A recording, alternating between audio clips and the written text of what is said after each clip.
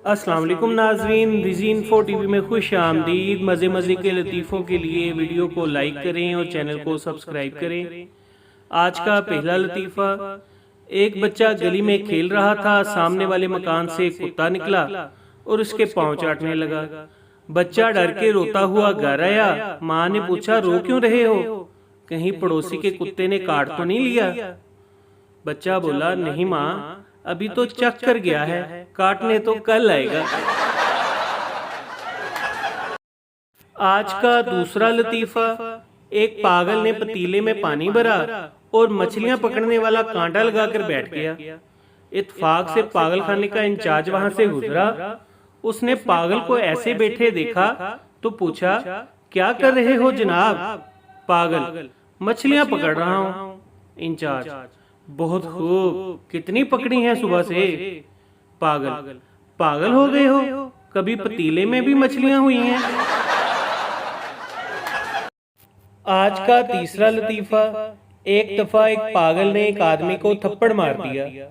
दोनों को अदालत ले जाया गया। अदालत ने 50 रुपए जुर्माना की सजा सुना दी। पागल ने फौरन जेब में हाथ डाला और 100 रुपए का नोट निकाला और जज को थप्पड़ मारते हुए बोला, दोनों आपस में 50-50 रुपए तकसीम कर लें। आज का चौथा लतीफा, एक आदमी अपनी बीवी के साथ किसी काम से अदालत आया। रास्ते में एक दोस्त मिला जिसे हथकड़ी लगी हुई थी। वो बीवी को छोड़कर भागता हुआ दोस्त के पास गया और पूछा, क्या हुआ? दोस्त ने बताया, मैंने बीवी को कत्ल कर दिया था और अब मुझे 6 हफ्ते के लिए जेल भेज दिया गया है। बीवी को कत्ल करने पर सिर्फ 6 हफ्ते की जेल? उसने पुलिस वाले से बंदूक छीनकर अपनी बीवी का भी काम तमाम कर दिया। दोस्त ने कहा, पूरी बात तो सुन लेते यार, मैं 6 हफ्ते जेल में रहूंगा, फिर मुझे फांसी की सजा हो जाएगी।